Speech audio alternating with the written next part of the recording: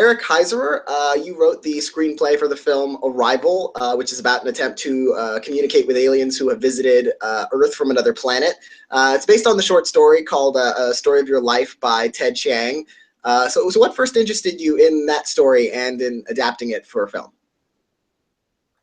Well, I was really blown away by how it made me feel, really. I was lured into the idea that it was going to be an intellectual story that dealt with science fiction concepts and linguistics concepts. Early on we learned about Sapir-Whorf hypothesis, and it's a short story that actually has a diagram of Fermat's principle of least time, like showing how light travels the shortest route via time, even if it means a longer distance. And I didn't expect to feel as much as I did when I got to the end of the story. And that was really my prime motivation for adapting it. I really wanted to carry this feeling from Ted's original work and express it on a big screen. Was it a challenging story to kind of translate into sort of a cinematic a project, or into the kind of story that would work on the screen? Very much. It was a lot of trial and error. It's not one that really lend itself well to a direct cinematic adaptation. In the short story, there's actually no real first contact the way that it is in the film. And instead of ships landing, it's more than 100 pieces of technology that, like relics, suddenly appear around the globe, and they're essentially the sci-fi equivalent of a flat screen monitor, and we have a Skype call or a Google Hangout with them from wherever a million light years away they are.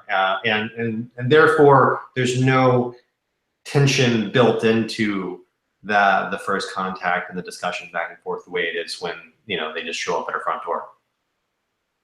And you've been interested in making this story into a film for a long time.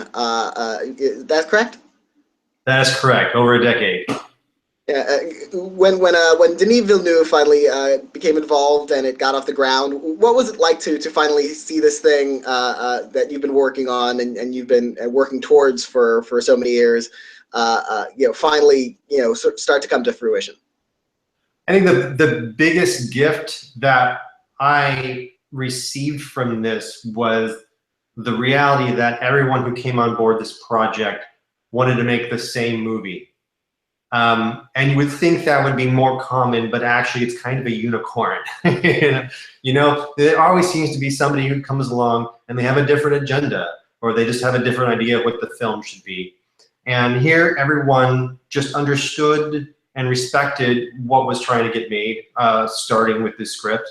And because of that, everyone who came on board made it better. And with adapting novels like we often see turned into films, a lot of times the challenge is to try and streamline things or pare them down. There's a lot of material that you can't always use from a novel, but with a short story like this, is there freedom to open things up or sort of play around a little bit more than there is with a longer novel?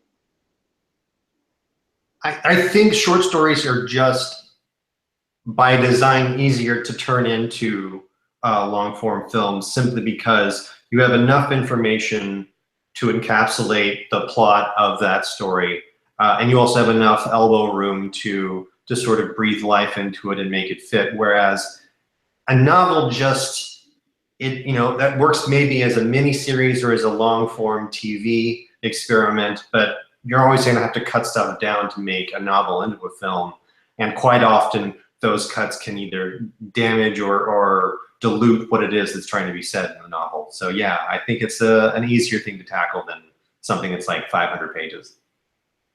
And science fiction as a genre specifically, it seems like especially fertile ground for a writer, not just a short story or a novel writer, but of course a screenwriter, giving you opportunities to explore these ideas that are outside our usual boundaries and experiences. Is that a genre that you're generally attracted to, or is it this specific story sparked something very unique in your creative imagination? I've been a sci-fi fan for a long time. In fact, my mom would read to me when I was very young, like Heinlein and Bradbury and Asimov, and so I've been real addicted to that kind of mind-bending and an emotional science fiction for a long time. I just hadn't found an author that affected me in sort of the last 20 years or so the way that Ted does in that genre. Have there been a before this or after this, or other other science fiction stories that you yourself are inspired to write? Maybe original stories or other adaptations. Well, I can say I just finished a sci-fi novel that I was really impressed by called Version Control by Dexter Palmer. And like, I don't know what the film version of that is, or if it's possible, I can just say that I was really engaged by it. And I'm always on the lookout for other good works in that genre.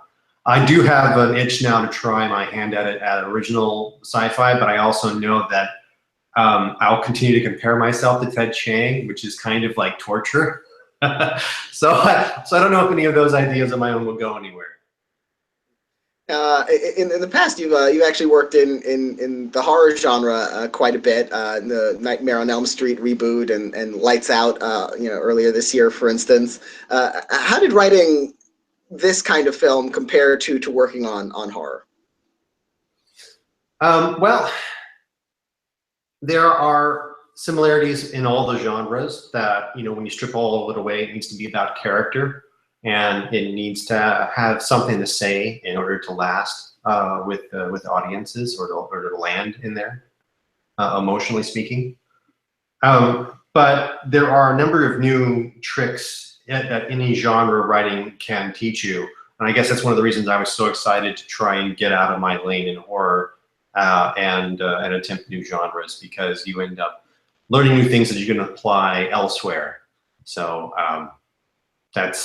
I will continue to try new genres for a while and fail at them, but learn how it works at the same time.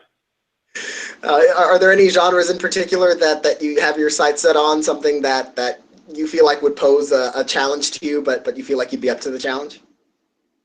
I want to do like an action movie, like an action adventure. I want to write a car chase for once. I'll see how that is. Yeah, and speaking of which, this most of the science fiction we usually see in film these days is a lot of the action kind of stuff, like Rogue One that just came out, or something like the Star Trek films that are coming out. These very very action packed kind of extravaganzas, and this in many ways is quieter, more introspective. What was it like trying to, what were your thoughts about how that might be received in the current sort of, marketplace, the audiences out there, what they might expect from a science fiction film these days?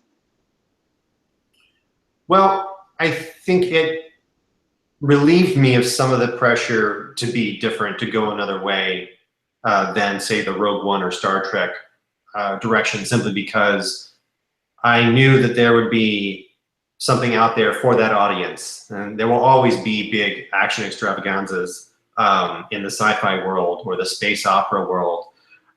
So coming up with a sort of a new dish on the menu felt like a smarter choice, especially since I grew up with films like Close Encounters of the Third Kind, and I just don't have enough of that enough of those stories currently out there. I guess I just needed to create more of my own. The very detailed way this movie deals with language, with linguistics and communications, and as you mentioned, the story itself was had a lot of those very technical aspects. Of course, as a writer yourself, you make a living with words. So did tackling this subject matter about just the very nature of language in a way, did that make that especially interesting to you? Yes, well, I think I was interested in it from before I read the story. I had my own experience with superior warp hypothesis was with my father, who was a classics professor at OU for more than 30 years. And he constantly taught himself new languages. He would write little little flashcards for himself where there was Aramaic on one side and German on the other. So he would learn one language by brushing up on another. And it got to where I realized I didn't know what language he was thinking in for a moment when I was like 12 years old and I got in the car with him and I asked what was for dinner, and I could see him like blinking and try and get back to English to process my question. And so when I found this story, I think there was a personal connection that I had. In fact, that's his copy of the Rosetta Stone that I got from him. So, you know, it's been with me for a while, obviously.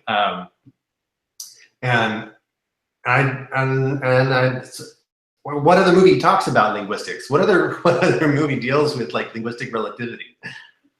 Yeah, it's kind of funny. Like when I saw this film a few weeks ago, I had just finished listening to a podcast about linguistics and one about like the space-time continuum. So I thought this was almost like custom made for me, and so I was so in the tank for it right away.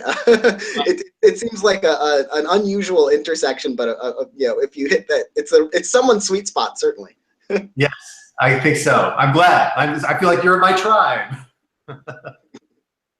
Now, you know, the way the film, approaches, and the story approaches how not only language is different from culture to culture, but how it can even change the way you think. Has this short story and you know, working on this screenplay for this film, have that you know, do you feel like they've changed you as a writer in any way? I certainly have. I've grown from it. You know, I've learned a lot about it, and I hope to use that elsewhere. I think part of the problem with screenwriting is that every film feels like you're having to learn a lot of things all over again. But there are a handful of like really core lessons I learned about writing in general, just in exploring language and how it has a personal effect on humanity, especially at a time when we have so many tools for communication, like on a global level right now, and we seem to be, as a people, so terrible at communicating. So like, you know, clarity and transparency and I'm hearing myself and I feel like it sounds like a stock answer, and I don't want that, but just being careful with your intentions in writing, in a screenplay, even when you're talking about a fictional character, is important. And I think I put a heavier weight now on my writing. You know, I put it under more scrutiny than I did before. And speaking of you know, communication in the modern era, and how we all seem to be often so bad at it, you know, there's a certain political element to this film. It's not necessarily overt, but you can't help but wonder. You know, this story is about how governments and institutions deal with this kind of event when challenged across the world, you know, from culture to culture on Earth. You know, did it make you think about, you know, our real world governments, whether they're equipped to handle like this? Because I felt a little pessimistic, thinking, oh, if this happened on Earth right now, we might have nuked each other by the second. We might. I guess this was more of a plea than it was an outright declaration of the state of the union or the state of the globe.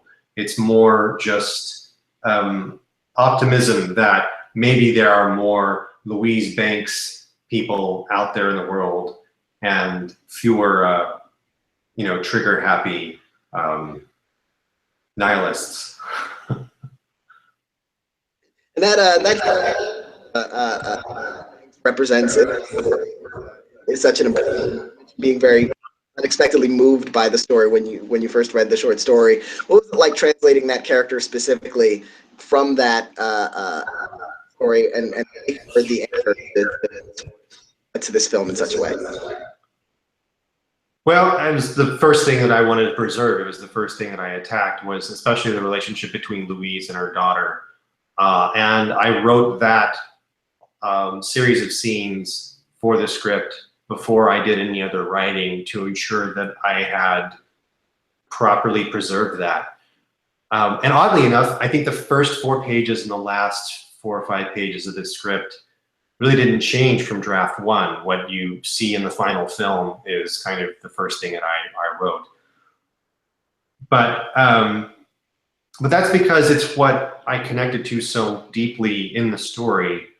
And I realized that if you have a science fiction film that maybe doesn't get the science all the way right, but has a heart in the right place, then you can still claim a victory.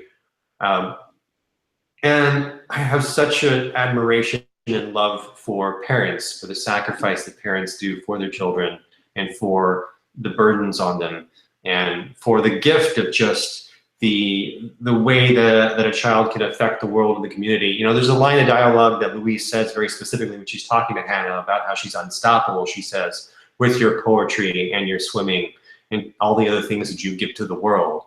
You can tell that, you know, Louise is just thinking about this person, no matter how long they have on this earth, has an impact on everybody else. She is a ripple in a pond. And if I remove that, then there may be people inspired by her writing, or especially competitive in the swimming, that go on to great things because of her. And I'm just in awe of that. I'm really just, it's a love letter to parents is what it is. You mentioned the challenge of getting it right, my story, science right. You know, that's sometimes science fiction. You know, you're just maybe one line of dialogue away from like a Neil deGrasse Tyson tweet storm about, you know, oh, you got physics wrong, or this, gravity wouldn't work this way, or was there a lot of pressure in that regard, or have you gotten feedback about what you got right and other things that maybe took license with, or that sort of thing? Well, we surrounded ourselves with a lot of people who knew better than we did. That's always helpful. You know, we had Stephen Wolfram for a lot of the science, and a few other physicists to help us with that. And Dr. Jessica Kuhn, who's a linguist. I think we even borrowed her office, or one of her co-workers' offices, so that all the books in Louise's office are things that a linguistics person would actually have. And anytime we could seed into this script more technical detail, we did. And there was plenty more in the script and stuff that was shot in film that got pulled out just because while it was technically accurate, it didn't help with the pacing. And those are all the, as I call, the darlings that you have to murder, that you kind of weep for, because it's, Denis and I, we did our work. We had all the stuff in there that showed us being at least technically proficient in some of these concepts. But when they weigh down the story, you've got to get rid of them. So there was a whole conversation about the difference between a translator and a linguist, and how Louise does one in order to help supplement, her income a bit and help pay for her father's lake house. And yet, there's no beat that in the final film where that's mentioned. And of course, I have to take my hits online from people that who have a linguistics career saying, I can't afford that house. Well, we had an answer for you. It got lost in editing. Done pretty well on the circuit so far. Won award for best adapted screenplay. So congratulations, first of all, on that. How does it feel to be rewarded, by critics in that way? Who, as everyone knows, can be themselves a fairly tough crowd. It feels wonderful. It really does. But full confession, I was just very excited to meet Donald Glover, who was at the Atlanta show on the table next to me. That was the highlight. So they presented those awards, the screenplay awards, off screen. I remember there was a moment. One of the winners, I think, mentioned that, like, oh, we should have the writers here because they make this all possible. I think it might have been Casey Affleck. Did they hand it out? How did you receive the award when that was presented? I learned about it when the screen went up. And then I got the box around my name. So that was exciting. I did not know what was to happen next, and it wasn't like maybe half an hour later when someone with a little headset showed up at my table and asked around various people who was Eric Heisserer. And I think I was like the fourth choice of who might be the writer. And then I walked backstage and they gave me a blank award that I could pose for a couple of photos. And then they took that award away again and said maybe I'd get it mailed to me. So I don't know for sure if I've actually won the Critics' Choice Awards yet, so let's just hold it. Well, you've been photographed holding one, so you know, you have photographic evidence. Like, you know, if they don't send it to you, you could just email them the photos saying, "See, I held one. You gave this to me." That's a good point. That's a good point. I'll have to dig that up. Well, congratulations again on that, and all the other accolades that this film has been receiving, and yeah, knock on wood, will continue to receive. And thank you so much for talking to me today. Thank you. Have a good one.